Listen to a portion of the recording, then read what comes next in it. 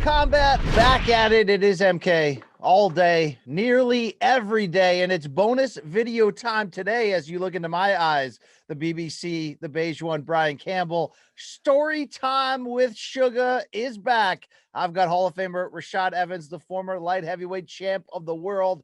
And Rashad, this is what we do, you and I, fight by fight, moment by moment. You're as concise and candid as we could ever hope for. And today is a big one. September 6th, 2008, UFC 88. Rashad Evans versus Chuck Liddell. How much, Rashad, does it get you fired up to go back down memory road with we on this one? Oh, man, this one right here, it gets me especially fired up. You know, there was a turning point in my career at this fight. And, I still remember just the feelings that I had going into this fight as if it was yesterday and, just all the emotion around it. So this is a huge one for me because I still feel it so much.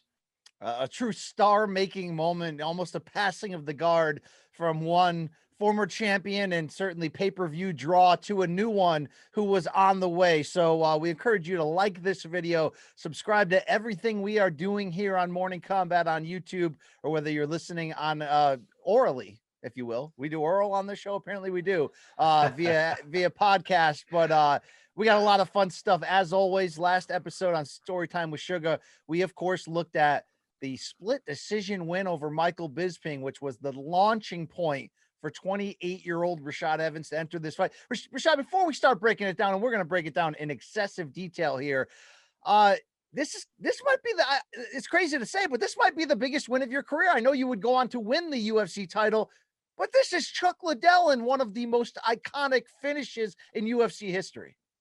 Yeah, no doubt. This was the biggest fight in my career.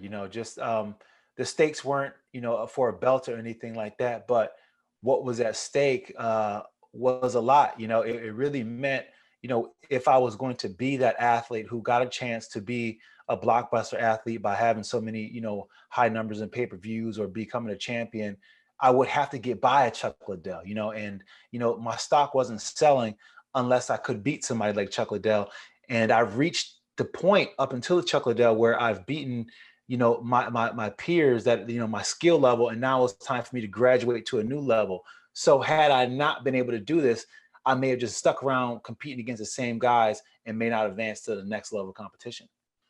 You were 10 months removed at UFC 88 from that victory over Bisping. So it's obvious that UFC was ready to move you with intention here, closer to a title fight. This was a big opportunity. The title, of course, is UFC 88 Breakthrough, back when we used to have those. And Rashad, I mean, just a general look at the storylines here, it makes a lot of sense. The UFC's trying to find out, is this Rashad Evans for real as a brand, as a potential title contender? We know the result of this fight. We know this would be your last stop before getting a title shot. But for Chuck Liddell, the old gunslinger here, he was fresh off a big comeback win that he needed 9 months earlier when he took a unanimous decision from Wanderlei Silva in one of the more fun action fights that we remember. A lot of hype for that one. But right before that, he had the knockout loss to Rampage Jackson for the title. He had the split decision loss to your teammate, Keith Jardine. So this had a crossroads element feel. Can Chuck get back to being Chuck, or is Rashad what we think he might be? Or is he just some athletic guy who dances a lot in the cage? As that narrative, Rashad, it's following you even into 2008 here, all right? I know, and they wouldn't let me shake it. But I mean, you framed it up correctly. This was a huge fight, and for Chuck Liddell, he came back after having a great fight with Wanderlei Silva, proving that he still has some tread left on his tires, and he really excited a lot of people with that fight because there was glimpses of the old Chuck in that fight, and we just knew, or those fans knew at the time, that it took maybe just one more fight before he got a chance to become champion again. And I was that one fight. Well, this previous year and a half leading into this fight for you, you had breakout moments after breakout moments. Look, you had your first main event in 2007 when you head kicked Sean Salmon to finish him. That got people's attention. Then the draw with Tito Ortiz 6 months later, which we talked about on this episode in the past. It was a lot that you took from that. You also maybe took some lateral steps or some, it was a close fight against a big name, but you were still learning on the job. Well, then we got to the Michael Bisping fight where I think you made some huge leaps forward. So here we are, September 6th, 2008. Atlanta is the backdrop. Phillips Arena, a sold out crowd of 14,736. It would do a $2.6 million gate for Chuck versus Rashad. 480,000 pay-per-view buys. That's not something to forget and blink at there. But you are 28 years old, 11-0-1 technically. Back then, of course, they're billing you as 16-0-1, counting what, all the Ultimate Fighter wins, I guess. Rashad, are we still on that? Yeah, they counted those because ours was the only season that was sanctioned for 3 rounds. All the other ones were only sanctioned for 2, and they had the extra one if they needed it. But ours was actually sanctioned for the 3 rounds, so it counted as a professional fight on our careers. Absolutely. Chuck Liddell coming in with that 21-5 record, the former champion. I'm trying to get the Iceman's age correct here. 38 years old. Does that make sense? 38 years old, Chuck Liddell? 38. I don't know if that's right. I'll have to do the math and check that out there in a second. But I found some tape of the Friday weigh-in Rashad in Atlanta. Good stare down, mutual respect. Chuck's got a little bit of belly fat around the stomach. You can see the abs poking through, but that's sort of old man Chuck. He's carrying himself a bit like an old man, but he's still dangerous as heck. When you got the call off the Bisping win, let's start right there. Where are you at mentally in your career? What do you think this fight could offer you? How nervous are you at facing the aura of that legitimate right hand power that is the Iceman's finishing move? Well, when I got the call, I was kind of excited because I just watched Keith Jardine beat Chuck Liddell, and for that camp, I was a big part of that camp. Just studying Chuck and trying to beat Chuck Liddell for Keith Jardine a lot of the times. So I had a pretty good idea on what to do against Chuck, and kind of the whole the scariness of Chuck kind of got taken away a bit when Keith Jardine beat him. And I started to see some holes in his game, but at the same time, I mean, this was Chuck Liddell. I mean, there was no escaping the fact that this was Chuck Liddell. And I know my boy beat him. I know he got knocked out by Rampage, but at the same time, it was like maybe those were just off days. You know what I'm saying? Maybe he's had something special for me, and it was just one of those things that going into this fight, I was confident and I was ready, but at the same time, I was still mad nervous because I had Chuck Liddell, man. I mean, that's the thing. If you had watched that Wanderlei Silva fight, which I'm sure you did, he still had it in that one. You may have seen, I guess some slippage. I mean, look, I just checked it up. He was 38 entering this fight against you. So we're not tricking ourselves to believe that this is the guy who, rolled through Tito and Babalu, but we're not that far removed from that version, though. It's still who he is. He's going to cock that right hand, and you're either going to get hit by it or you're going to find a way to get around him, or as you did, go through him. So I was watching that quick Friday weigh-in tape. You say afterwards you're excited as hell. I mean, you sound still like young, wide-eyed Rashad. I'm sure you probably started to live the life after this one. We can get into that. But Chuck got the microphone and said, I look forward to coming after him and putting him to sleep. Now, Rashad, I checked out a phone interview, oddly enough, that you did a week after this fight with Penny Hovington of Combat Wire. I don't know if that's still a thing, but you told a story about sitting in the locker room before the start of this main event, UFC 88, and seeing some kind of fan poll result on the screen of fans texting in who they thought would win, and only 18% of fans thought you could beat Chuck Liddell. You told her, quote, wow, there are going to be a lot of upset people tonight. Is that a real story? That happened? Yeah, that was a real story. I remember just sitting in the dressing room, and this is after I had my mind just like in that, like the FU mode, and I was just like really, really dialed in and really focused. And this after I had my talk with Randy Couture. So I was super dialed in. And when I seen that, I was like, oh yeah, they're going to be some really upset people, man, because no one was giving me a chance in this whole thing. To like even going like the whole thing when it got set up. When it got set up, we went to Atlanta to do a press conference, and me and Chuck Liddell, we do our spots together. Like we went to the radio stations and we did it all together and stuff like that because the beef wasn't so bad. So we were traveling together in the same van doing these these pre-fight pre-fight interviews and stuff. So we're in the van together, and then it was towards the end of the day, and they were like, "Oh, Chuck, Dana's waiting for you in the plane, so we got to drop you off first." And I was like, "Plane?" I said, "What do you mean?" He says, "Oh." Then Chuck was like, "Oh yeah, me and Dana flew together." And I was like, "Oh, you guys flew together?" He said, "Yeah, we flew together on a private jet." And I was like, "Oh, wow, okay." And I just did that, right? So I guess Jen Wink went back and said something to Dana. And then Dana White, he called me like when I got home after that event and was just like, "Bro, it's nothing like that. Me and Chuck Liddell's been friends for years, and I used to manage him." And he just, he's trying to tell me that he's not favoring him, even though it may look Well, as if it here's is. the thing, Rashad. He does have that history. So when he tells you that, it's right. I mean, they were friends and he managed him. But if you watch the Conor McGregor documentary that's out there on, I don't know, Netflix or wherever it is, they went, Lorenzo and Dana show up at Conor's rented house many times in Vegas as he's preparing for Aldo or preparing for Mendez, and they have the whiskey with him. So, they're going to back and roll with the guy who's the money man. And let's be honest about what you were up against here. Not just the power of Chuck, but like the ledge. I mean, he's like, Yeah. has there been a more organic fan favorite in UFC history than Chuck Liddell? The only other name that I could think that's in that unique category is like a Randy Couture Captain America, somebody that the fans were like, "That's my guy, ride or die." So I mean, he's a pillar of what the UFC is all about. Dana to this day still says, look up, MMA fighter in the dictionary and you'll see Chuck. So you're fighting the aura, you're fighting the company, you're fighting a lot of things in this one, Rashad.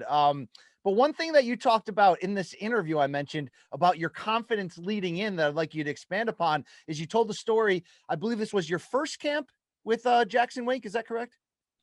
What, with the Chuck Liddell fight? It was early in your run at the Yeah, very least. yeah. It was early. It was early when I started working with them. Yeah. Well, you had mentioned Coach Winkeljohn had found going through the tape early that opening of how you would end up winning this fight, that overhand right, and that he told you would knock him out with it. How much do you remember that being part of the game plan coming in? I remember it. I remember that big time because me and Coach Winkeljohn, we would end every pad session, and our pad sessions were like an hour and a half. And it was interesting. Mike Winkeljohn, we'll be talking regular conversations, and then we'll do these combinations, and we can go. We'll end up like hitting Mitch for like an hour and a half, and then every single time that we finish, we'll end off with that combination. And it was one that gave me confidence because it would hit, and it would make me feel like I can just like knock out a horse with that punch. So he always liked to end with that punch. And he's like telling me like, "Yo, you hit him with this punch. I'm telling you, he's going to go to sleep. He's gone. He's gone." And then on the day before the fight, when I was warming up, I was hitting the mitts, and, he was saying the same thing. And he's like, "You know what? This is the punch that's going to knock him out. You're going to hit him so hard, I'm not going to be able to get in the cage and congratulate you." That's what he said to me. He wasn't kidding right there. When you talk to Miss Huffington about your camp, you mentioned, of course, Keith Jardine playing a big role, who, as you said, had just beaten Chuck by split decision in a very, strategic, technical, but tough fight. You also talked about bringing in former heavyweight contender Paul Buenatello to mimic Chuck Liddell. Do you remember those sessions? Yeah, I do, man. Paul Buenatello was key. He's such a good boxer, the old headhunter. One thing that Paul was good at, he had very good boxing fundamentals, like old school boxing fundamentals. So he was very, he was able to impart a lot of his wisdom on me and help me out big time in that fight with just range and distance and understanding how to get him to walk into my traps. Absolutely. Now, you also mentioned you thanked in this interview that I was referencing the work of all your teammates from GSP to Nate Marquardt. But I was wondering where the John Jones rise within Jackson Wink intersected with this. We know that looking at John Jones's Wikipedia page, that he made his UFC debut a month earlier, August of 2008, when he took a decision from Andre Gusmayo. Was he at this point already a big part of preparing you for these fights? No, he wasn't even nowhere to be found at this time. This was a time where we were just kind of. This is right before the whole John Jones era took over. It was after this fight, and I believe after I became champion, after the Machida fight and the Rampage fight, is when he started to come around. All right, before we officially kick it off Saturday night, and you can rewatch, of course, this fight with us on UFC Fight Pass, trying to shout out some timestamps here and there to let you know where we are. Back real quick to that Friday weigh-in. That's maybe your first, it's your first chance to take off your shirt, go chest to chest with the damn Iceman. And again, we're talking about the legend. He's still the biggest star of all time. Lesnar hadn't made his move yet. Rousey and McGregor were to come. Chuck's the dude. What was it like that Friday weigh-in going eyeball to eyeball with him? It was like a dream come true. I grew up watching Chuck Liddell on TV, and and I was a big fan of Chuck Liddell, and I was aware of his devastation, his reign of devastation. Matter of fact, I was in the locker room when he knocked out Randy Couture, and I was with Randy, and I just remember you like, dang, he just seemed so insurmountable at that time when he just dismissed, Randy Couture and then Tito Ortiz and pretty much everybody was fighting. It was just like he was just dismissing them like they weren't even a challenge. So I was a fan of him. And then there I was standing face to face with Chuck Liddell. And it was crazy because as intimidating as Chuck Liddell was, he was one of the kindest fighters I ever met. This is how kind Chuck Liddell was. Chuck was so kind. When I told you that we went to Atlanta that time for the pre-fight, the UFC forgot to pick up my tab. So at the time I wasn't balling like that. And I was like, yo, they stiffed me on the bill, and the bill was like I don't know, like $1,200. And I didn't want to spend that money, So Chuck Liddell was like, oh, don't worry about it. And he took the bill and he paid it for me, man. Okay, that's solid. That is solid. He paid it for me. He paid it for me. And I'm sure the UFC reimbursed him, but just the simple fact that, what I'm saying, like he's seen the look in my eyes and he was just like, don't worry about it, bro. I got you. Now I was going to fight him. I mean, I'm supposed to fight him, and he just, he did that, and it just kind of showed me the kind of heart that he had. But, with that said, I knew there was that heart, but then I knew on the other side of that, there was that ferocity of just, the ferociousness of competing. Well, that Friday weigh-in, like I said, you guys were cordial. There was respect. But as you were walking to the cage, and we'll get to that in a second, but I want to ask it now, is that Mike Goldberg, the UFC play-by-play announcer, made a mention that Rashad, that you had gotten under Chuck's skin during the buildup by playing up the idea that he's an old man and you're coming for the old man. Do you remember where this came from, and was there any real contention there? Yeah, it wasn't that bad though. I mean, I think I was just kind of like responding to just like his general talk of saying that Rashad is going to, stalemate and just kind of stand around, and I'm not going to allow it to happen. I'm going to knock him out if he tries to stalemate this fight out. And I was like, just trying to respond like, he's old, and just kind of, trying to find some confidence in there. But it wasn't nothing too bad. But I can kind of tell that, me even looking at him like that kind of made him want to piece me up pretty bad, but he kept his composure. We kick off the UFC Fight Pass re-air of this, Rashad, and I always get hyped up to see the video packages. You can see the young look in Rashad's face, just 28. Rashad says Chuck is going to come in ready, but he's going to see a Rashad Evans that no one has ever seen before. I think that would be true. Liddell says Rashad better be ready. If he thinks he's going to come in here and eke out a win like he normally does, I'm going to go after him and make it a brutal fight if he wants it. So Rashad, you had the head kick of Sean Salmon, but you had the draw with Tito. You had the split decision with Bisping. In both situations, you could have lost that fight with a wrong turn, or maybe, a late rally that didn't happen or did happen late to edge it. But did you feel like you're still coming in here with that reputation that if you could one day put it together, you could be great, but we still haven't seen it consistently? Yeah, I was coming in with that kind of pressure. Just the disrespect that I had going into this fight was crazy. It was crazy. I mean, there were reporters just pretty much, saying it without saying it. Like, what have you done to earn the right to fight Chuck Liddell? That's how great Chuck Liddell was. Like you had to earn the right to fight Chuck Liddell. So when they were coming at me like that, I felt very disrespected. And going into fight week, I felt pretty good. I felt like I had a really good camp, but there was something that happened, the night before the fight, and I just got like this nerves that I couldn't shake to the point where I was like, I called Randy Couture and I'm like, yo, Randy, man, I'm nervous, man. I'm nervous, man. I'm nervous. I'm nervous. So then he told me to come down. I came down to his room. And as soon as he opened the door, I'm just like, oh my God, Randy. And I just like fell on the floor. And I'm like, oh, and I fell on his bed. And I was like, oh my God, I'm so nervous. I never felt like this before. And, Randy was a mentor of mine at the time, just always give me some good sage advice, like only Randy Couture can. He's to this day, he's one of the best. If you ever got a problem, Randy might have the answer. He's that sage with his advice. Well, I So, respect that. Yeah. yeah. So he's just like looking at me, just like wallowing, just, giving to my fear. Now, there's nobody cooler than a cucumber than Randy Couture when it comes to a fight. I watched this guy host a party of like 30 people before he went and fought, and he was cool with, like, he didn't have anything to do. Like, it was not a problem at all. So he's got ice running through his veins at all times. So he's looking at me just like, go ahead. I love it. Well, we love you being candid about this. Was that fear about, the fact that you're undefeated and this was such a big move up, and you had headlined a pay-per-view before, but not against Chuck Liddell. So was it a fear of failure, of losing, or was it a straight up fear that you're going in there with a killer? It was a fear of all of that. It was a fear of failure. It was a fear of, getting knocked out, because I never lost at that time. I never even got beat before, and never really been dazed really. So I was just afraid of the unknown, afraid of what it would be like to fight Chuck Liddell, and I'm watching guys that I greatly admire and guys who I thought were so good, like Randy Couture, just get pieced up, and I'm like, man, me and Randy go. And whenever I go with Randy, it's a hell of a go. Like, Randy just doesn't stop. He's unrelenting, and I got to fight this guy. So I'm playing these mind games with myself. You know what I'm saying? So I'm in Randy's room, and I'm just like telling him like how I feel. And then Randy's like, he just looked at me after I get done from saying what I was saying. And then he says, the problem is the fact that, you haven't made friends with the worst outcome.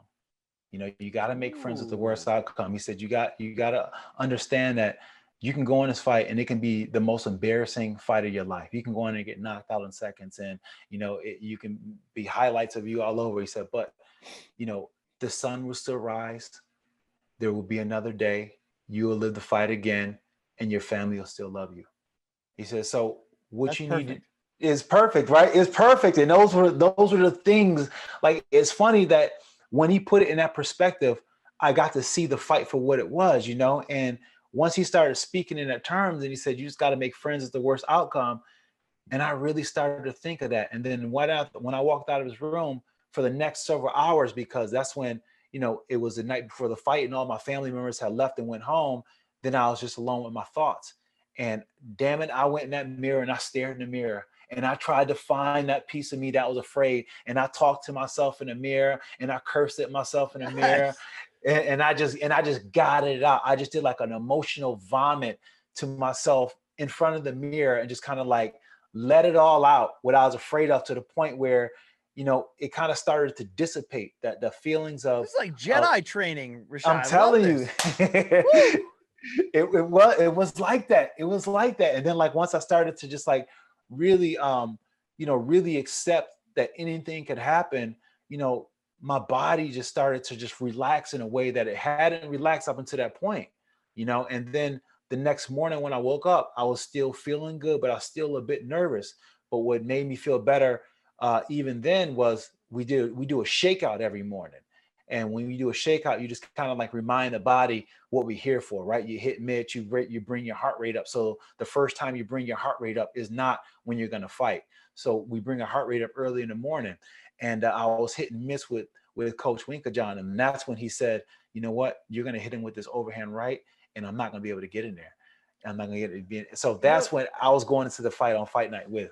All these little things you're sprinkling in, man. I'm not sure you get through that fight without going through this, and it's a beautiful thing to be able to recall that and sort of relive it. And you close this pre-fight video package by saying something interesting. You say, in my mind, I see it as a straight out brawl, and we are just getting after it. Now, the reason why I bring that up, Rashad, is because you had such success wrestling Michael Bisping the fight before. Although Chuck Liddell is known at this point for being an incredibly good takedown defense to protect the volatility of that right hand.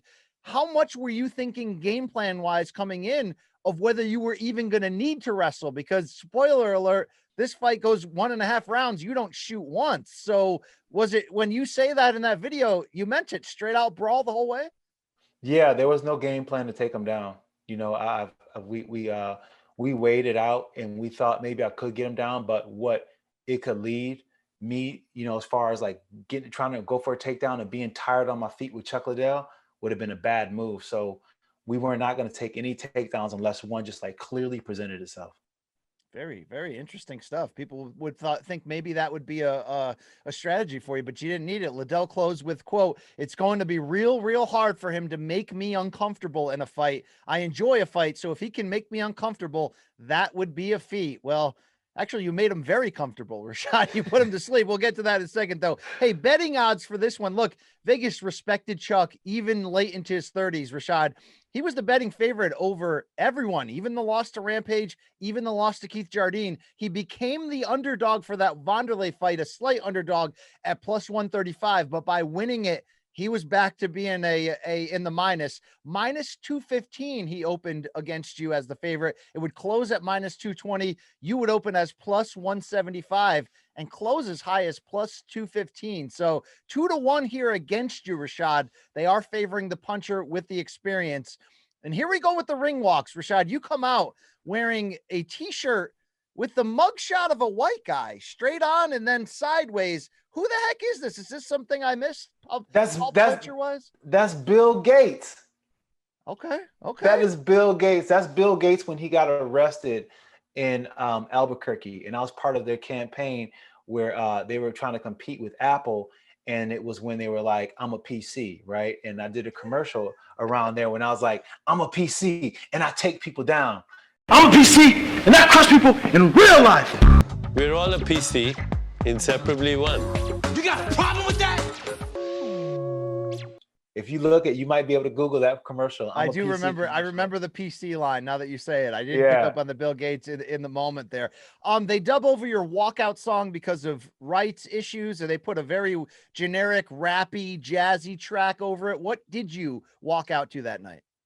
I walked out to a song that really meant something to me because it really exemplified the moment that I was in. It was called "The Point of No Return" by Immortal Technique. Because I knew that no matter what happened, the place that I was from, it doesn't exist anymore, because everything after this moment would be different.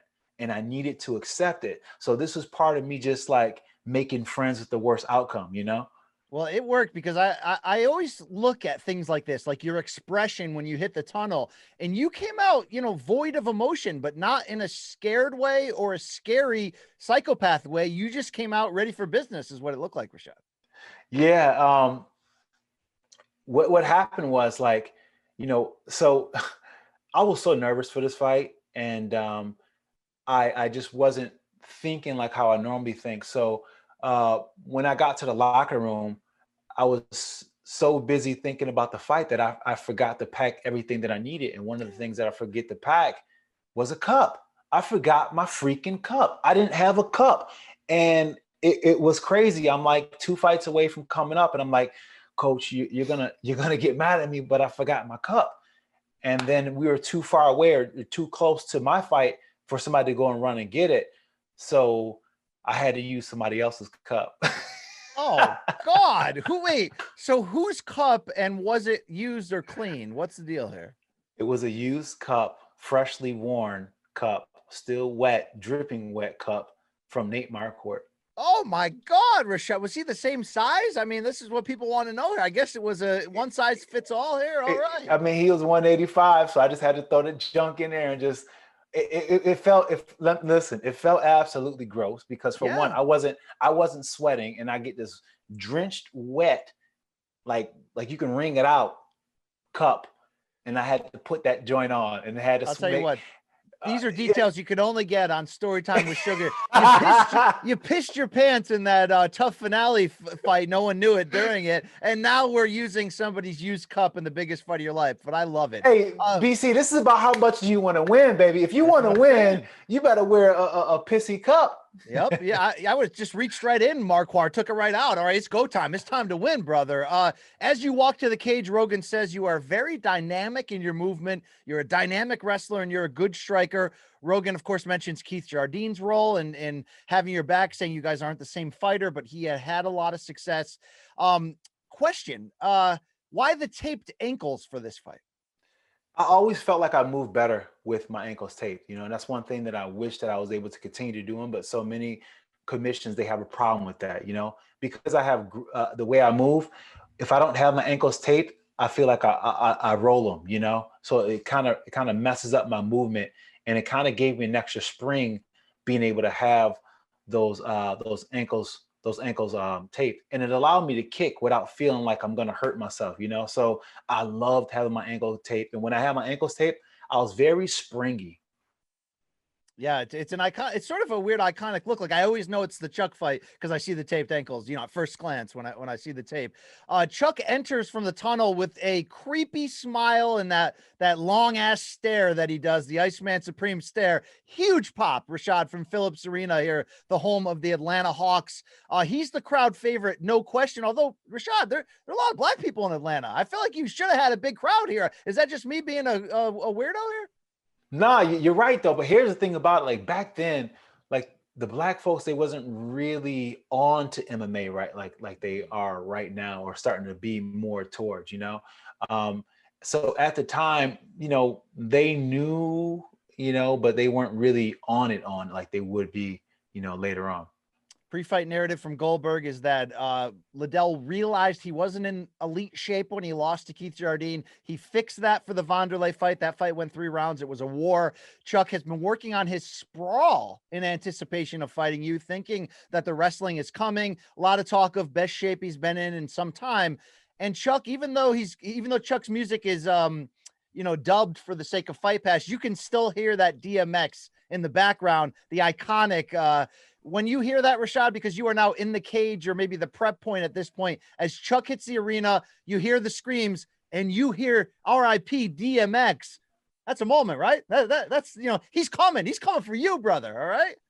It's an iconic moment. And if you've been a Chuck Liddell fan, you start to realize at that moment, like, yo, I'm fighting Chuck Liddell. Like, that's when I started to realize the magnitude of what was about to happen. And it's crazy to think that, right? Because like at different phases of this fight, I had a dose of, yo, you're fighting Chuck Liddell, It was one at the weigh-in, and then there was another one once, he was walking out. And then I look up and I see my name, Rashad Evans, and then I see the little banner that's above, the arena, how it says Rashad Evans versus Chuck Liddell. So it said my name. I'm like, oh, John. And I said Chuck Liddell. And I'm just like, wow, I'm really fighting Chuck Liddell, and he's walking out to DMX, and I was like, this is insane. So like I was just in the moment. I was so in the moment when his music came on. I started rocking with it. Yeah, I was dancing to it. Chuck got a second giant pop upon entering the cage. You're dancing there. You're dressed in black trunks with a few sponsorships on there. Chuck is in his typical blue with the white drip Iceman trunks, but he's got the word pain spelt out in red letters across his ass cheeks. So he's ready to bring it here, Rashad. They bring up a graphic of your strengths. Division I college wrestler, looks for the slam, it says, and quick hands. So that's as we head into the tail of the tape here. Liddell 38, Rashad 28. He has a 6'2" height advantage to your 5'11", and the reach is nearly the same, 1 inch in the favor of Liddell. Herb Dean, the referee, did that matter at that point at all to you? No, but Herb was always a good referee. His instruction was always clear, and he always made sure he went out the way to make sure that I understood everything that was going to happen in the octagon. So I felt comfortable. And that's one thing I can always say about Herb. Herb always makes sure that if he's reffing you, you feel comfortable with everything. All right, your ring announcement from Bruce Buffer starts. And Rashad, this is where we just straight up call you out for being weird. You're really going at those nipples, bro. It's like Tune in Tokyo over here. What's happening here? I'm going at him because here's the thing about it. Like, I'm trying to knock this nervousness off, but I don't know if the camera really caught me, right? I didn't know if the camera caught Oh, me. it caught you twice with the titty Well, twisters, bro. I I don't know, know. but I had to get into the mode because at that time it was time for Suga to perform, and I needed to just get over this Sugar's a apprehension. freak. Sugar needs to get warmed up, you know? Hey, All right. Sugar is sexual chocolate. He was feeling himself, man. No wonder that lady was screaming in the crowd all night. All right. Mix of cheers and boos for you. Big pro Chuck Liddell crowd, of course. Chuck gets announced. I mean, look, nobody, again, very few fighters have ever had that connection with the crowd. It feels like a fun moment. They span the crowd, Chuck. A lot of white people, a lot of Affliction t-shirts, a lot of tap out t-shirts. This is 2008, mind you. We head to the stare down. You're singing as the two of you are respectfully eyeing each other. We do touch gloves. What are you singing right there? DMX still? Nah, it was the Immortal Technique song. Okay. It was Immortal Technique song, the point of no return. All right. Go ahead. We touch gloves. We get it going here in round one, Rashad. The crowd is hyped. They are so hyped that they're not chanting something, but they're so hyped that there's almost a chorus of just sound that's building around here. Do you remember this crowd and this, as a pay-per-view main event? I mean, it's a giant fight in comparison to any other fight you'd had. Yeah, the crowd was deafening to the point where it made it really hard to hear like simple instruction, I really had to focus on what the game plan was because I couldn't really hear my corner. I didn't really even know what corner they were in. It was so loud. Well, excuse me. We start off with really the same pattern we'd be in for the first few minutes of the open this fight.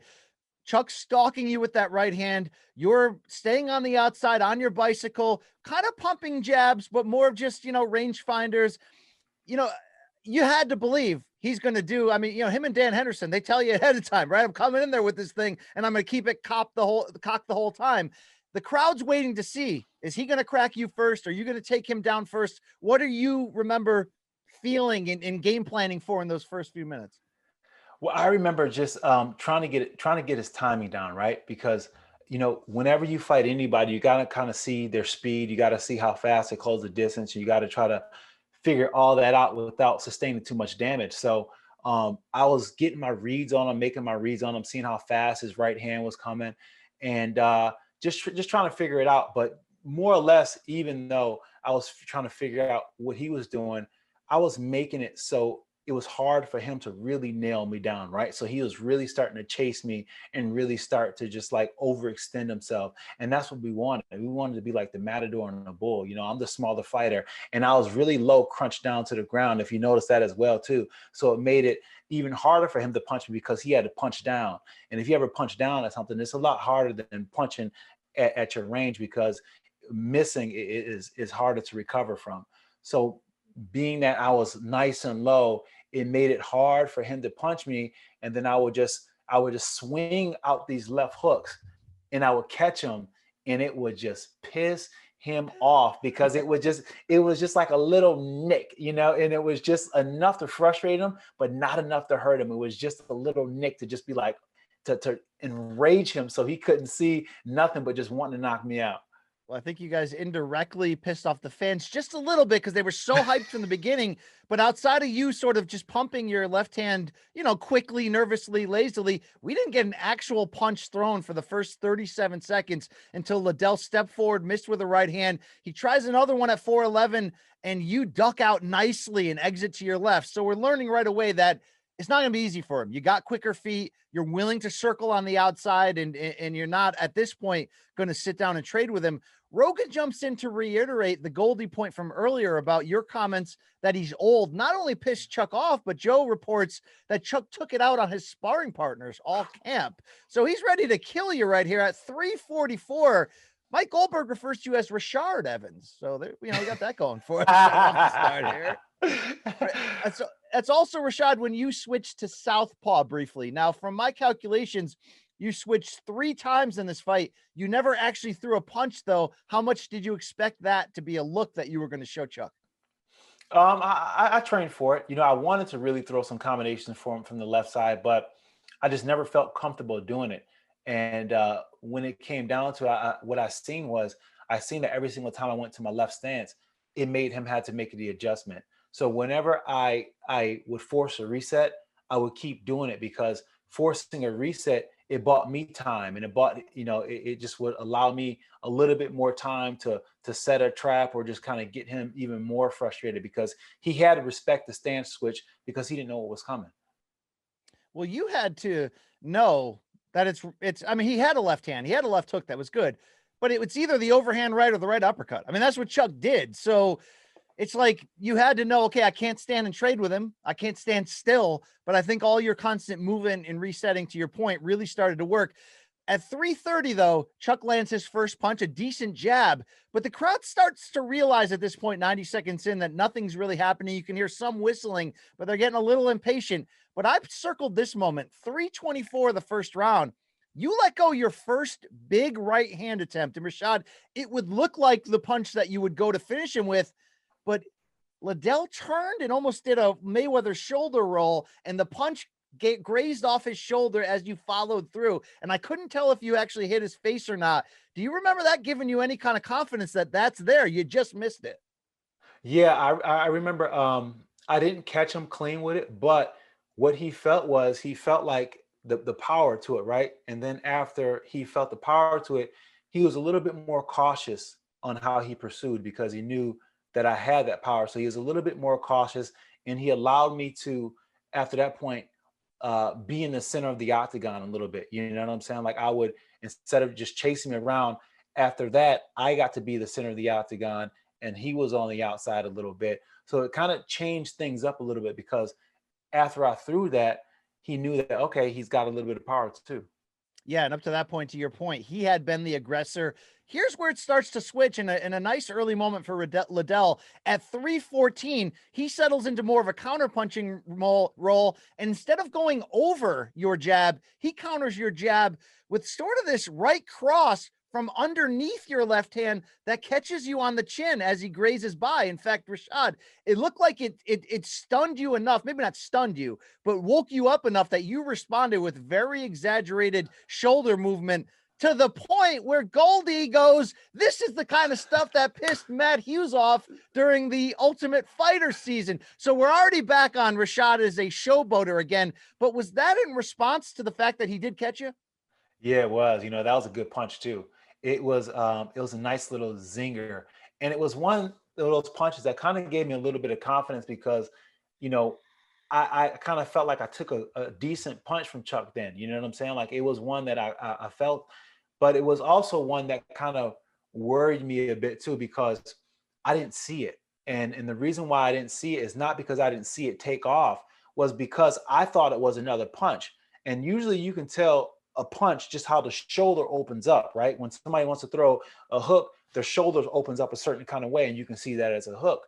Well, with Chuck Liddell, all of his punches open up the same way. So it's like a changeup in baseball. It can open up like a hook, but then turn into a straight cross about time it gets to your face. And that's one thing that I had to like take an immediate notice of right during the fight, and had to take some real time. Like, yo, this is a lot different than we train. Nobody said anything about this. You know, it was like one of those type of things. Very sneaky shot under your jab, very tight, landing on the inside to your chin. And now we hit basically the halfway point of the first round. I think, Rashad, this probably surprised a lot of people. It was largely a chess match. You hit a nice kick, front kick to the body, which again offset his rhythm. Then he comes lunging forward with a right hand at 227. You sidestep that again. So your lateral movement on point. You miss a very tight, short right cross at 156, Rashad, that I thought could have been a big money punch. But what it did is, this is where the crowd is finally like, okay, we've had enough of this chess match. We got straight up boozed for the lack of thunder. Does that affect you? Do you hear that at this point in the fight when you are dialed and locked in? You know, I heard it for sure. I heard it, but you got to remember at the time, that's all I have ever been was booed anyway. So for me to get a boo, it meant nothing. But I knew it mattered to him. I knew it mattered to him. When he heard the boos, I knew it would bother him. And I know that, like I seen it with other fighters, you know, when they got booed, they would do something because they didn't want to get booed. But for me, I didn't care if I got booed. I was used to getting booed. Yeah, and you were used to, anyone who watched our listened to our story time with Rashad through the Ultimate Fighter felt like the company was, everybody was against you through that, and you persevered and you won. Well, at 134, you get another nice leg kick, and you were very elusive. Again, two more right hands. You are ducking. You're seeing them coming in with ease, and then we get some more of this exaggeration from Rashad. You're getting some. I don't know if it's like a level change fake, but you're kind of squatting down as you mentioned, and it actually leads to Rogan saying, I can't figure out if Rashad is trying to lure Chuck in or if he's just showboating. All right. Okay. We get it, guys. All right. He's the black guy. He's the entertainer. No, he's a damn good fighter and he's keeping Chuck off rhythm, you mother effer. I mean, come on. That's what the early UFC was. You know what I'm saying? They didn't really, they didn't really you know, they had that kind of biased commentating back then. It was just, if a black guy was good, it's not because he actually had, technique, it was because he was an athlete. If you go back and you watch a lot of those commentaries, they would talk about, whether it's Chuck Liddell or not Chuck Liddell, whether it's who was it, Josh Koscheck or myself, it was always because they were an athlete. Not that we weren't athletes, but we were athletes, but we were just more than just athletes, right? But yeah, it was just the temperature of how things were back then. Well, and Liddell's the bigger star, and the broadcast can only see what they see in real time. But interesting sequence here. At 1 minute and 8 seconds of the first round, you land another one of these looping right hands, which would be a foreshadowing of the finishing punch. Only this one, Rashad, Liddell was able to turn away from it just at the point of impact. So you touched him, but you didn't get him out of there. And not only did the broadcasters miss that, we got Goldie talking about how Liddell's counter jab looked pretty stiff there. Again, do you feel like you are right there to catching him with that go home punch? I do. Like, I feel like I was really surprised at how I was able to connect, and it all started with me with that slapping left hook. And once I was able to catch him with that slapping left hook, and he started just over pursuing, I was surprised at how much I was just able to catch him with these shots, the punch that just kind of, left his visuals because they were so wide and looping. And the next thing you know, boom, they'll come back and catch him. So I was surprised.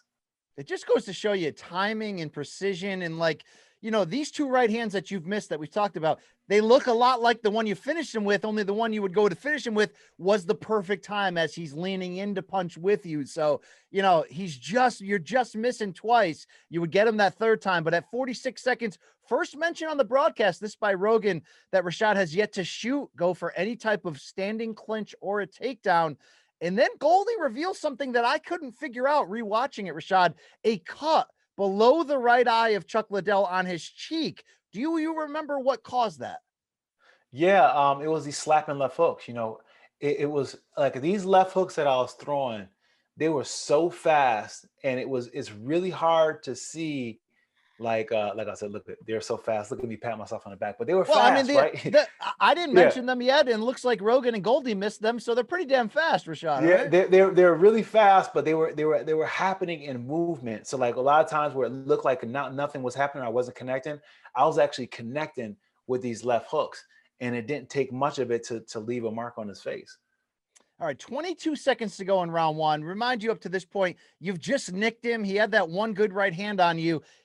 Chuck Liddell corners you against the fence, and it looks like we're going to have to fight for the first time. Only Chuck misses with an overhand right above your jab. He tried to time that. He came right back, though, with a short uppercut underneath it. Sneaky little punch there, Rashad. You would try to sit down and answer him. You missed a big right hand, but the threat of that right hand allowed you to escape. Was that a bit of an oh shit moment where he missed over your jab, but then comes right back under it? We don't normally see a left uppercut there from Liddell. Yeah, I mean, that's what I was saying. Like, Chuck's punches were very hard to see. And I didn't really feel comfortable by going toe to toe with him. So whenever he came in that range and we were in the 50-50 range where he can hit me and I can hit him, I was looking for maybe hitting 2 or 3 punches and then getting the hell out of Dodge. Like, I was not going to try to stand in there and try to be like, oh yeah, you hit me, because I knew at some point he would catch me because I wasn't seeing his punches. I truly wasn't seeing them. I'll have to tell you, though, I don't necessarily remember what my emotions were watching it live. I remember the finish, not this, but rewatching this first round, it looked like he's still the alpha dog, even though you're doing a good job avoiding him. The story of this fight is Chuck chasing you and Chuck starting to catch up. That's what I'm feeling as we go to the end of round one here. Is that unfair, Rashad? No, it's really fair because at that point he started to get the timing. He's starting to get, when he should go, because it's like a game of double dutch, right? You got to know when to jump in, and he was starting to understand when to jump in, and he was starting to fight his perfect game because, Chuck is a counter fighter, and he does that by putting pressure on somebody. He puts that pressure on the person, and then when a person feels smothered, they open up with an ill-advised combination, not really being ready, but just kind of throwing a punch because the presence is there. Then he catches them with the counter shot, and I felt him doing that to me. So that's why I would like throw maybe 2 or 3 and just try to run out of there as fast as I could. It's funny. He's 38. He looks like an old man now, but he's still sneaky with these shots. And at the buzzer to end round one, Chuck tried an ill-advised running head kick in which you saw it coming, so you stepped to the side. Herb Dean was so nervous it was going to hit you after the horn that he jumped in and kind of intercepted it. I thought Herb was going to get KO'd there. That was a wild finish, Rashad. See, that's why I like Herb, man. Herb was down like that. Herb would take a kick for you, man. But yeah, man, when Chuck threw that kick, I swear, like, you feel like sometimes when somebody throws a punch or a combination or throws something at you and it misses, you may be able to, you can tell how much power it had on you just by the wind that goes by you. And that joint had some serious wind, I felt afterwards. And I'm like, man, if he would have caught me with that one, it would have been a bad one. It was so much wind on that kick. Well, Chuck sits down on the stool. We got to zoom in on his cut. Rogan says, we didn't see that Rashad connected with any real solid punches, but sometimes it's the grazing ones that do the most damage, to your point about that short left hand. And then Coach Wink gets in your face, says, keep moving and making him miss. You are pissing him off. Interesting advice, considering Joe Rogan and Goldie would instantly shit on it, jump in and go, hey, I'm not sure he needs to make Chuck miss. He's going to have to land something or he may not be able to win these rounds. Rashad, your thoughts listening back on that? It's funny because they didn't know the game plan, right? But, it's in this fight game, there's so many different ways and so many different, I guess, strategies to be employed. And it's not always about just going in there and meeting fire with fire. Sometimes you got to be cagey. Sometimes you got to be able to be a little bit more strategic in there to find the openings that you can. Well, to the point of their criticism, I looked at anyone I could find. MMA Junkie was doing a live blog. They had it 10-9 Liddell after round one, a close round. Again, he probably 10-9 Chuck. But did you feel like that was a good round for you from this standpoint? You'd go on to knock him out the next round. Was your game plan, I'm going to catch him with a counter and I'm going to finish him? Or at some point, considering this is still a 3-round pay-per-view main event, do you feel like, I got to get on my horse now in round 2 and do something? No, I felt everything was going to plan. I felt as if like, I've overexceeded what we planned to do that round. I didn't really get into any, I didn't really sustain any bad punches or get into any scary situation. And I was able to land some shots. And more importantly, I was able to make a miss. And he was getting pissed. And he was chasing me around the cage. And like, you can just see the look in his eyes. He was just fuming because he couldn't catch me. All right. Chuck's Corner tells him, be patient. Keep doing exactly what you're doing. We stand opposite each other before the start of round 2. And it says, Joe Rogan jumps in, said, Rashad looking to put on a show still. Chuck would like to put an end to the dancing. Man, these guys just cannot appreciate, okay? They cannot appreciate showmanship, getting one hyped up. Hey, the dancing prevented Chuck from landing that there missile, all right, guys? Here we go, round 2. Inside leg kick from Liddell at 429, and he nearly lands a huge right hand to follow. But I like the way you sort of sat down underneath it, flurried your way out. Rashad, this was action picking up because he found a way to kind of corner you and put you in a spot where you had to fight your way out. Yeah, after that happened in the first round, I knew that if I'm going to leave, I can't leave how I left the last time, because in my mind, I'm still remembering that kick that went over my head. So I'm like, I got to be able to start throwing at the end of these combinations. And also at this point is where I started to realize that if I'm not finishing with my left hand, then he's able to come over the top and hit me with his right hand. So I was trying to always finish with my left. And the only way I knew how to finish with my left is just kept throwing combinations. Well, this had to make Chuck Liddell happy because finally he got you into a spot where you were going to sit and fight, because a second later, you guys are back at it. This is a legitimate exchange, not a ton landing, but you were able to, you tried a 3-punch combo. The only thing you landed was a right cross to finish it. You had your feet planted in. You were not there to run. You may have ducked out of that first sequence, but you sat down. Both of you let go 3-punch combos. I don't think he touched you at all. Did you feel like you got a lot on that right cross? Yeah, I felt like I got some. I felt like I got a pretty good catch in that punch sequence. You know, I'm thinking like this. Have you ever seen a dog get backed in a corner by? A cat get backed in a corner by a dog? Oh yeah, that was me. That was me, Chuck Liddell. Like I'm like a cat, like a little cat, feline cat, just trying to make sure that I stayed moving the whole time. But when I caught him with that right hand, I was like, okay, I can do this. I can settle down a little bit in the pocket because I was fundamentally like sound enough to be able to cover my bases and still rip some punches. Well, you can see the frustration on Chuck being unable to hit you clean. At the 4-minute mark, he misses a somewhat weak right cross. He's kind of off balance. You counter with almost an exaggerating Bugs Bunny-like changeup looping shot. Not the one you would finish him with. You missed it, but it was uncharacteristic from there. 15 seconds later, though, at 3:44, we get a leaping left hook right hand follow from Rashad that forces Chuck to like slide and reset his feet. You escape out of trouble right there. Rashad, I wrote down on my notes here, you are making him skip to your loo. Where did this sort of leaping left hook come from? Well, I mean, I was just starting to grow in confidence. Like I've landed a couple of shots now. He's missed a couple of shots. He's hit me with a couple of shots, and I'm still there. So as the fight's going on, I'm starting to pick up confidence. And not only that, I'm starting to notice that he's respecting my punches, you know? So he's now starting to respect my punches. He's not trying to walk through anything. He's taking notice that I'm cracking a little bit. And now he's weary, you know, he's kind of being a little bit weary coming inside. So my confidence started to grow. And I'm like, man, I can catch this dude. Well, your confidence is growing, and he's slowing down. It's only round 2 here, but you can see a mixture of frustration and fatigue setting in. At 3:33, a nice short left hook from Rashad. You just missed with the right hand coming over the top, and that causes Chuck to take another sort of step to the side. He's slowing down. He's chasing suddenly.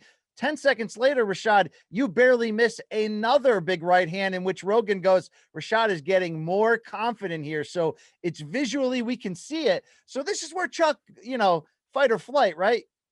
He's going to fight. So 3:10, we get some huge stalking from Liddell. Sets up side-by-side moment to sort of, side-by-side moment, L1 and R1 to sort of get out of it. Chuck attempts a looping right hand from hell after 2 power jabs. He just can't catch up with you, Rashad. He just cannot catch up with you. Yeah, I mean, the bounce that I had, being able to go in and out, and also being able to present him with something that he had to respect, it was just bothering him to the point where he was just like, look, I just want to get it over with. I want to be able to just knock him out. And you can see him like just starting to be more and more unpatient with it. Like I just seen it in his face. Like he was really showing the intention in his face that he was trying to punch me. And the more so, he was showing me that he was really trying to land that right hand. And I was thinking, like, you know, I kept seeing him just looking to land that right hand, because Chuck has like a thing that he does with his upper body where he kind of like almost starting to pre-turn it before he actually throws a punch. And I was like, okay, he's looking for that right hand. Well, all this tension that we're building right here, it's going to lead to an explosion, and here it comes. 1 second later, Rashad, you pumped a jab, then you pawed one, and then you came over. You caught Chuck at the perfect point. Frustration, you know, fatigue setting in. He had just missed a right hand. He's sort of in between his movements, and you uncork a right hand from the deep, dark depths. Talk me through this one, Rashad. It is, to this day, still one of the most brutal, one of the most iconic one-punch finishes in UFC history. Well, I seen him wanting to come with the right hand, and I was thinking, like, before all of that sequence happened was, you know, he's coming with that right hand. I got to make sure I finish with my left punch. So all I was thinking about was just throwing that left hand. So there's a thing that Coach Winkeljohn would tell me all the time. He'll tell me, throw when they throw. He says, throw on throw, right? So when I see him just throw, I just throw a combination. The minute I just see the punch come, I go at the same time, no matter what punch he's throwing. I'm just gonna go. So I seen him going with that right hand, and as soon as I seen him go with the right hand, I just let off with mine as fast as I could. But I was thinking the whole time, let me just land with the left hook. So what I really wanted more than anything was I was really trying to hit him with the left hook. The right hand was just something fast to throw to kind of get me over to the left hook side. But I really thought I was going to clean him up with the left hook. I was going to say, Rashad, if you had missed with this looping right hand, not only would you have had to deal with that right uppercut that he had thrown at the same time, which didn't get there in time, but that left hand that you had coming over the top was going to destroy him if the right hand didn't. I mean, you had sat down, you had committed that, you had threw the uncorking right one, which finished him, but that left thing coming across meant serious business. It wouldn't be necessary because I think he bit on that first pump jab.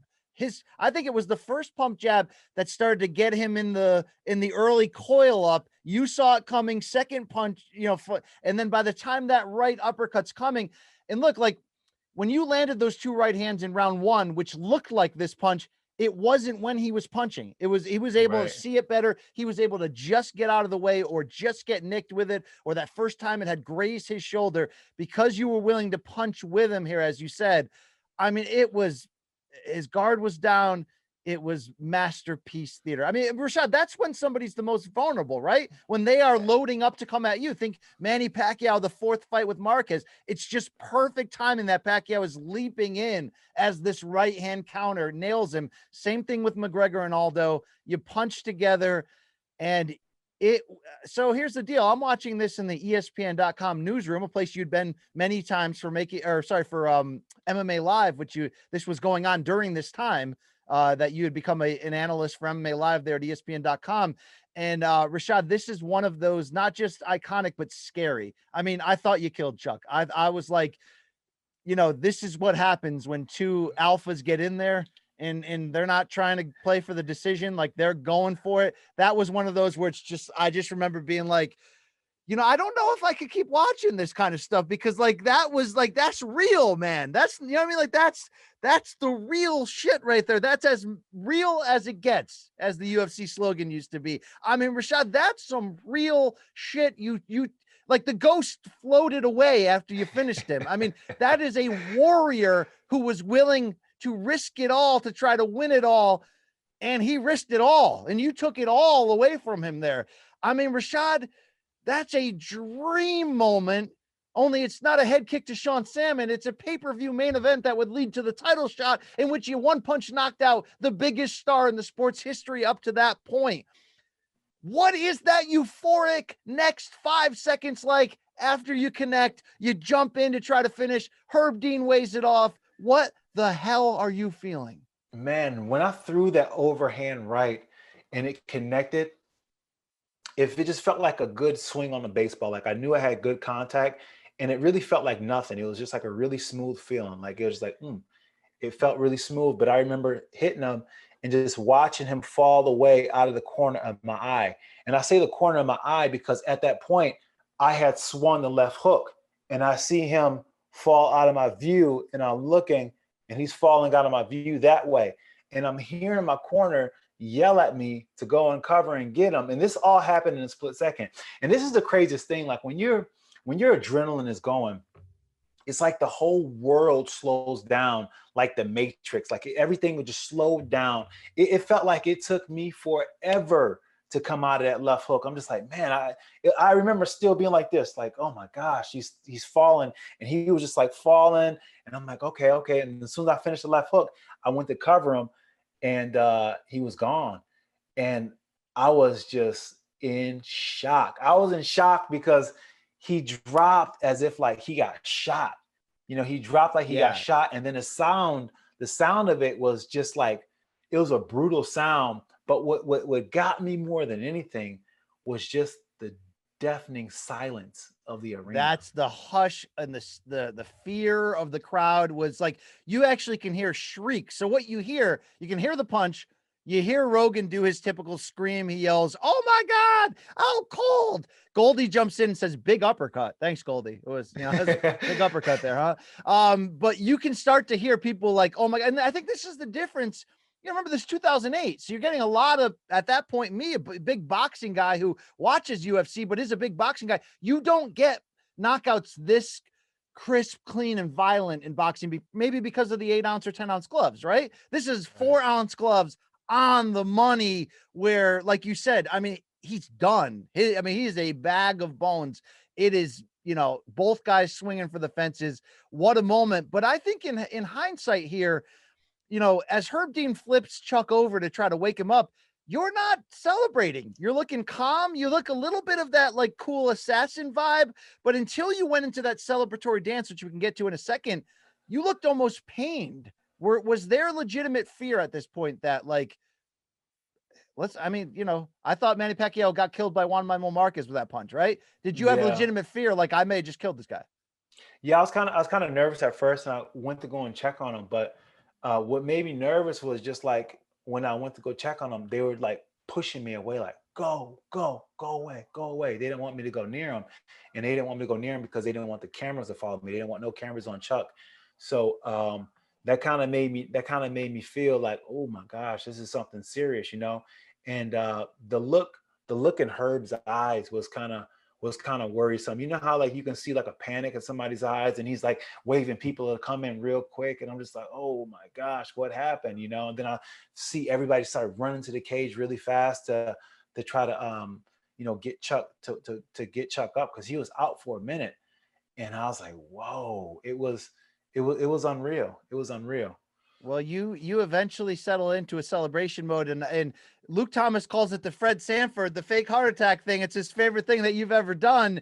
Was that just spontaneous in the moment? This is the biggest win of your career. This is basically winning a championship.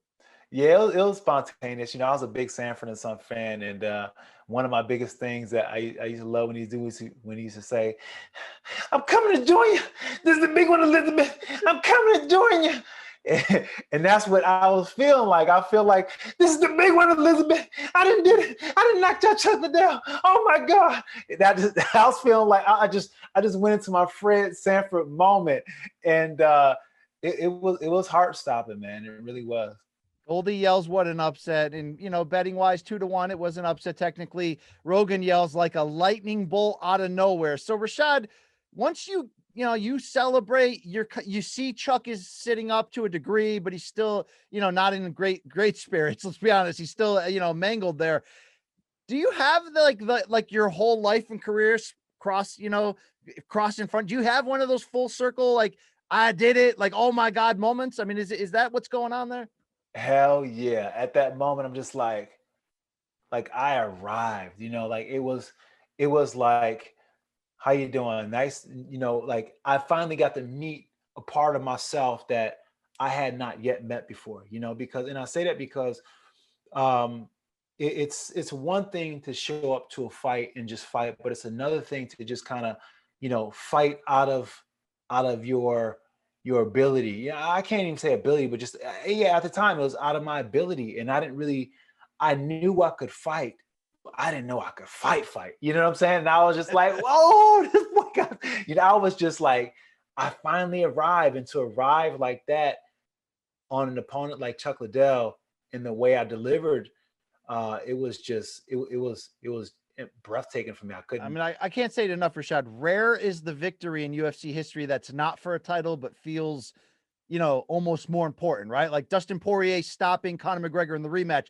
No lightweight title at stake, but it's like the career crowning moment of Poirier's career. This is that to you. I mean, it's just, it's wild, but like, let's be real honest here. Can't nobody tell you nothing after this, right? Like in your personal life, in your professional life. I mean, you are everything you could have hoped to have been in that moment. I really was, man. I really was. It was such a great feeling and just a great moment in my life. I remember during that time, I think it was like the 10-year reunion from my high school. And I remember just being like, what are these Yeah. guys gonna say when they go back? Like what? Yeah, You're but probably like, there was probably at least one or two girls who weren't into the Suga back then, but now they are. Now they oh yeah, are. Right? Yeah. absolutely. So I mean, it was it was such a great homecoming, and I really wanted to fight so well because my father's birthday is September 9th, and I fought on September 6th, and he passed when I was in high school. So I really wanted to just like this fight, going into this fight for me, it meant a lot. I really want to go out there and just have a great performance, and to go out there and just not like just to have a great victory, and one that I envisioned was beyond anything that I ever experienced. All right, that stuff's all great, but let's talk about the screaming that was going on. And again, anybody who's followed our journey when on the State of Combat podcast, RIP on CBS Sports, you and I did a lengthy run through the Ultimate Fighter season finale, all that. We got introduced to your lovely ex-wife at that time as being a vocal supporter, but there's a little bit of a mystery here. So here's what happens. You can hear screaming, and it's not the original shrieks from the crowd of like, is Chuck okay? This is one person screaming. Rogan jumps in and goes, man, I can hear Rashad's wife behind me screaming at the top of her lungs. You can hear her through my microphone. Wow. It sounds, Rashad, like a wounded animal. I mean, there's just shrieks. But then your wife runs into the cage to celebrate, and I'm still hearing the shrieks. So I would go on to hear you on that podcast that you did the week after this fight with Miss Huffington, where you said, no, that's my sister. My wife got a hard rap with that. What the hell's going on here? Yeah, that was my sister, my oldest sister, Monette. She was a big fan. She was like a mother to me.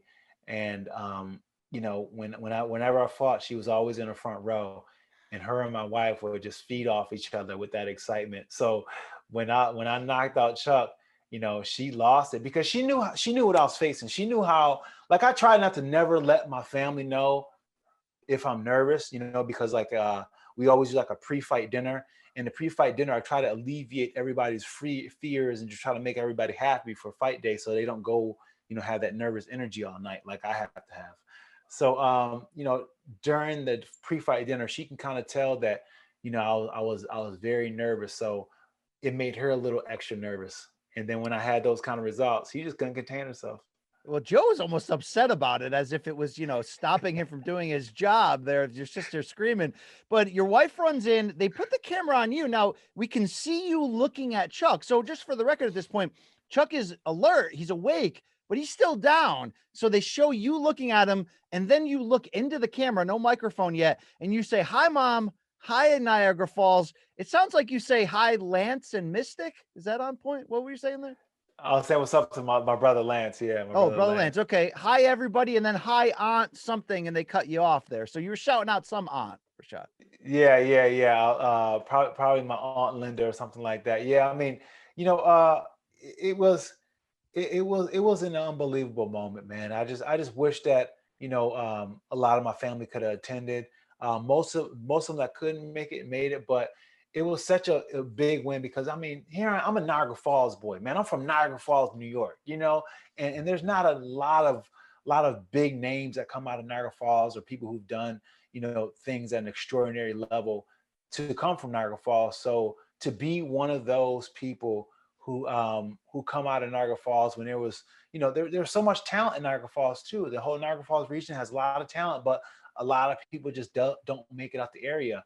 And to be the one to make it out of the area and to be able to perform the way I did, it just meant so much to me. Now, where John Jones is from, is that Niagara Falls area? Or is that more Rochester? It's Rochester. He's from like the suburbs of Rochester. That's Section 5. I was in Section 6. He's in Section 5. So we're like both. We're like sectional rivalries, right? And both in the armpit of New York. They call us, the other New Yorkers call us Canadians. We live so far.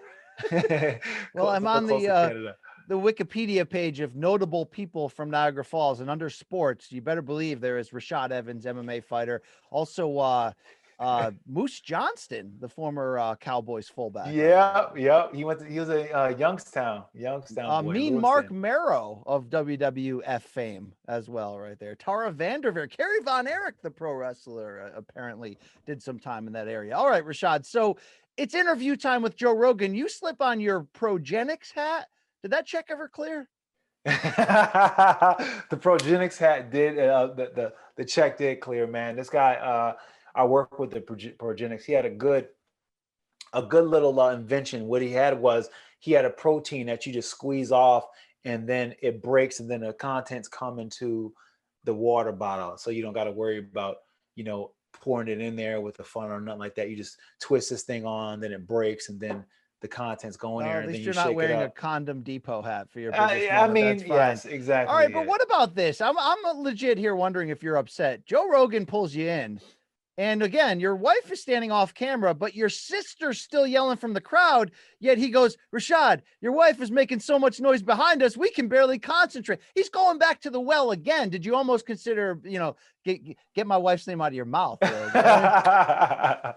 You know what? At that point, man, I didn't really know who was screaming. I know that she's quite the screamer. My ex-wife was a big supporter, and she would get extremely lathered in these fights, like to the point where she might fight somebody when I fought. That's how much she used to get into it. So, I didn't put it past her. So I was like kind of maintaining my who was doing what until I got a chance to watch later on. But I mean, it was a crazy experience. And the best part about all of that was this. So before that whole fight happened, I was negotiating my contract with the UFC. And I was coming from a tough contract, and I wasn't content with what they wanted me to fight for, and we didn't get a deal done. So in order to save this fight, Dana White was like, and Lorenzo was like, look, just sign a contract that we sent to you, and after this fight, we'll make it right. So I was like, all right, we'll see. So when I fought Chuck and knocked him out, they made it right. Leverage, they made bro. It right. Yeah. Finally. I mean, I've done the show with you where you're in a main event against Tito Ortiz making, 12 and 12 or whatever it was. I'm glad they did you right finally. Yeah. Here's how right they did me. Like the next day, like, how they used to give backroom bonuses back in the day, man. They gave me a backroom bonus for like $400K, man. Ooh. And at the time, I was making 80 and 80.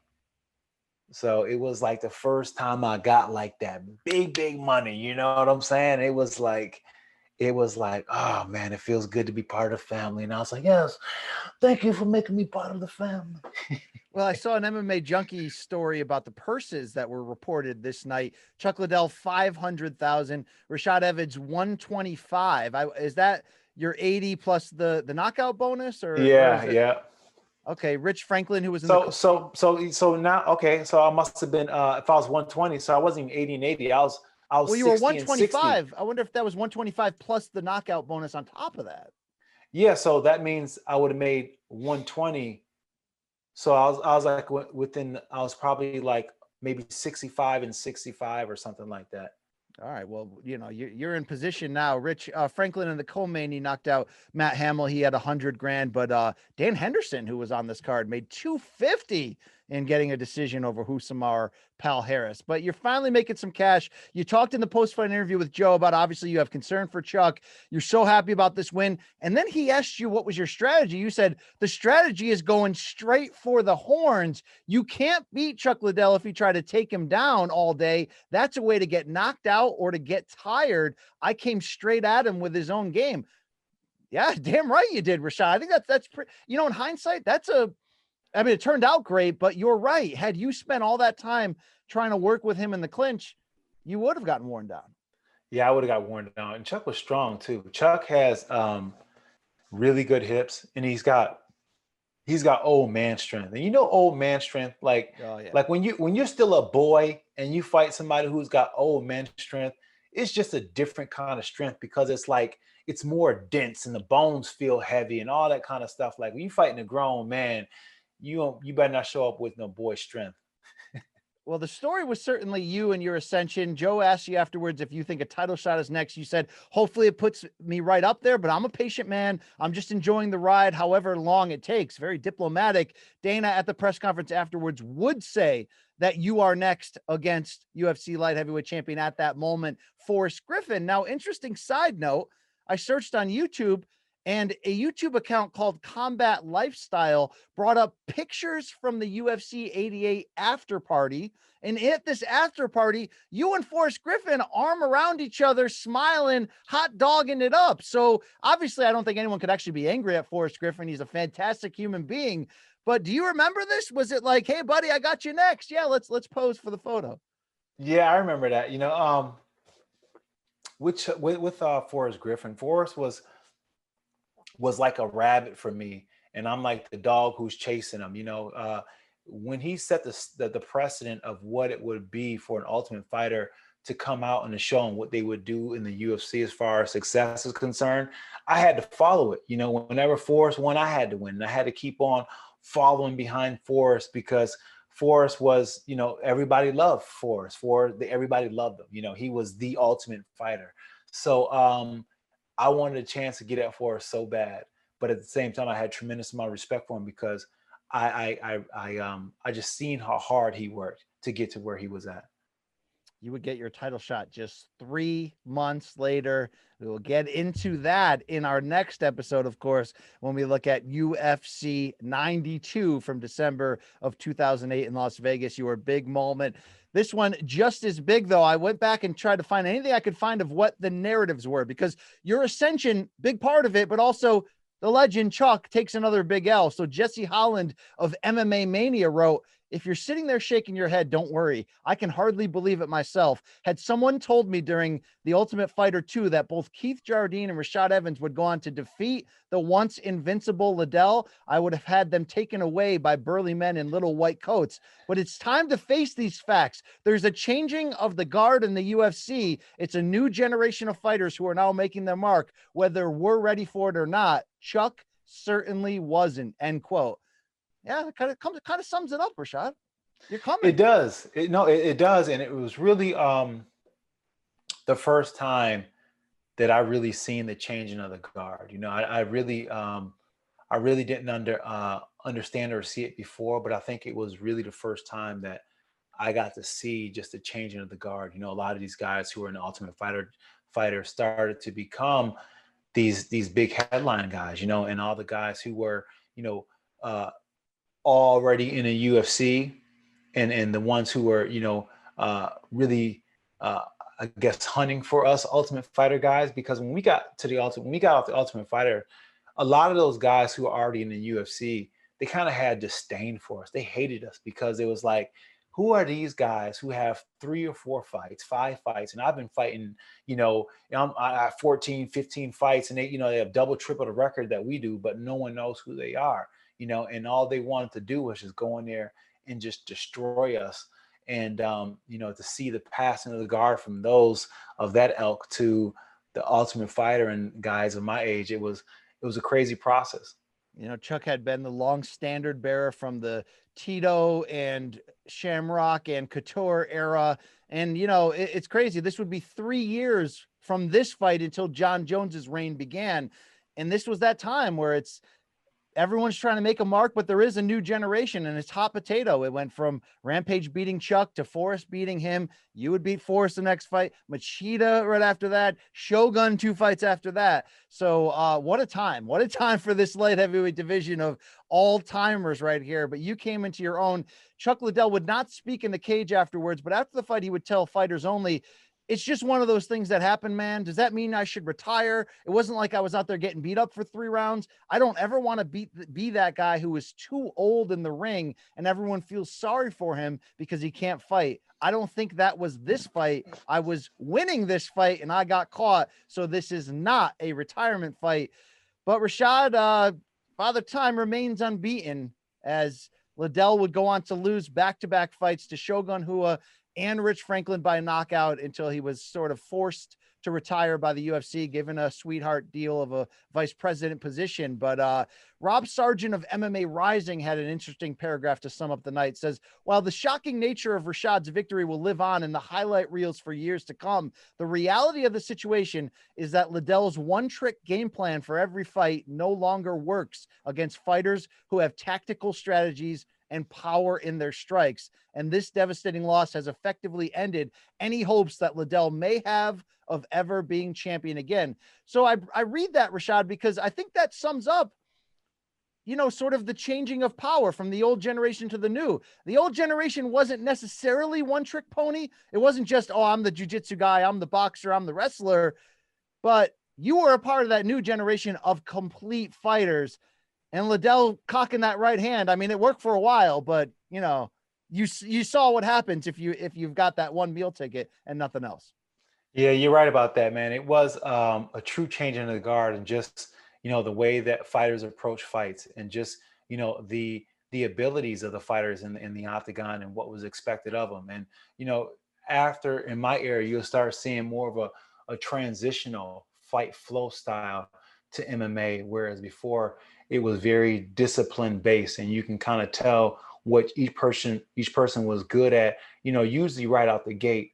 But nowadays, you know, guys that are expert in jujitsus, you know, really have good hands too. And it's really hard to see where they're excellent at until they really decide to showcase that aspect of the game. But back in the day, that wasn't how it was. You know, when you got a boxer, you pretty much got a guy who was, you know, a boxer, and he had very little wrestling, even though, you know, he knew that you were going to wrestle him. And that's just how it was back then. And it was kind of the beauty of it, but at the same time, you know, everything has to evolve.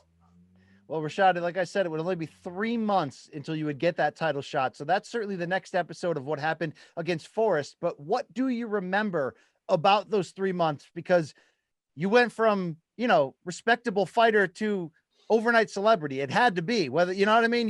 You suddenly have money, you've got fame. What's that wild ride like before the title shot?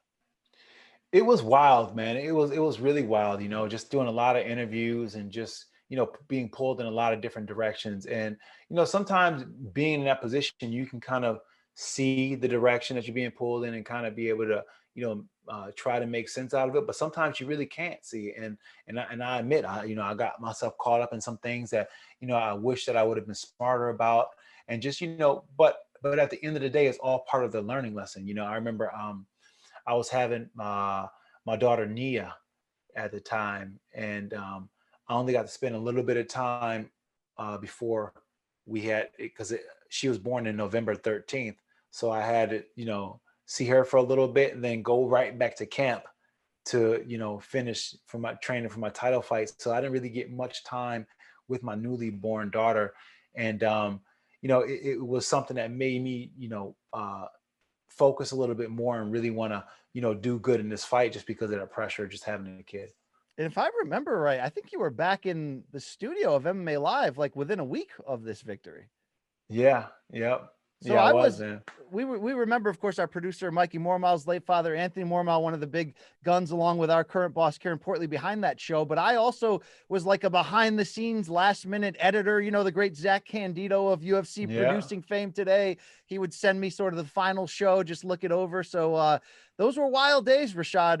It seems forever ago, yet, you know, it seems like it just happened at the same time. So postscript to all of this, Atlanta, you would fight one more time there, and it would be the John Jones title fight, which was a loss, but a huge event, a lot of emotion that went into that. When you visit Atlanta today, do you think that does the Liddell fight, is that the first image in your mind? Yeah, I still feel it, man. I was there filming the movie that we filmed called Boss Level with Rampage.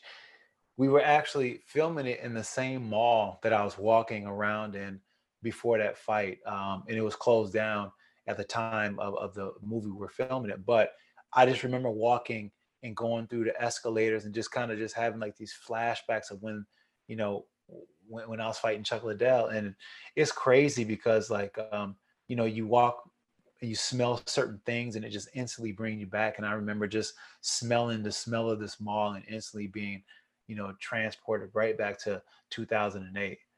Well, I always ask you this. What has been the history of you and Chuck Liddell after this fight? Running into each other, talking about each other publicly. The only thing I could really find was comments you had after Chuck recently came back and lost to Tito Ortiz in that ill-advised Golden Boy MMA trilogy, in which you were like, I think Chuck should retire, and he made a response to that. But had you guys run into each other often in the years that followed this? Yeah, we've hung out quite a bit. You know, Chuck Liddell and I, we actually became pretty good friends. So, you know, we've hung out quite a bit. Whenever he comes in town, we try to see each other. You know, he actually turned out to be a pretty good friend. And you know, there's many people in the sport, but not many like Chuck Liddell. Chuck Liddell has gotten he's a real person. He's a real person. He's like he's one of the coolest guys in the game. You know what I'm saying? Like his ego is not, you know, not out of control or nothing like that. And he doesn't handle people. He doesn't come from that position where he's like, I'm Chuck Liddell. He's one of the coolest guys in the sport. And I'm actually grateful that I got the chance to know him on this level. It does make me feel bad about our fight, but at the same time, you know, he was going to do it to me, right? Indeed, he would have, and I like to hear that he's a great guy. And it was almost like when he would have to have those trash talk battles with Tito, it was almost like he didn't want to, right? He's almost like he couldn't believe that Tito's trying to pull this out of him, like, you know. And he's like, all right, if you want me to, I'll kill you. You had your ups and downs over the years, as I break my systems, with Dana as well. But do you remember what it was like walking backstage after this knockout, seeing Dana and the Fertitas, and any memories of that? Yeah, I remember just the look in Dana's face. You know, he was just kind of like, you know, shocked and surprised, but you know, really happy what he found in me. But just sad overall for his friend, but just kind of happy what he's found in me from a promoter standpoint, you know.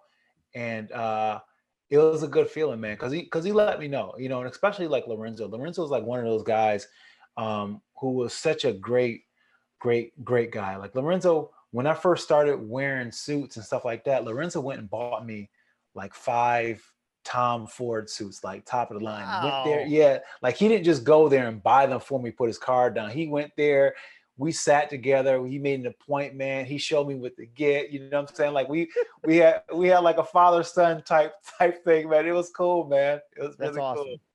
Do you have any memorabilia, as I look over your shoulder at the fantastic wall of fame of yourself there that you have, any memorabilia from this fight, UFC 88? Yeah, I got tons of memorabilia. You know, I got lots of memorabilia from this time in general. You know, I got some in storage and things like that. One day I'm gonna make a room for all my things. I just haven't had, you know, the impetus right now to really do so. But now, do you have the gloves, the trunks, the mouth guard, all of that? All right, love it. I got it all. Rashad, always a pleasure to go through Storytime and relive all the details, celebratory, painful, all the in between. We appreciate that. Please like and subscribe this video, as we love making these for you. We hope you enjoy them just the same. Fantastic career from the great Sugar Rashad Evans, and in some ways we are only getting started. Up next will be Forrest Griffin.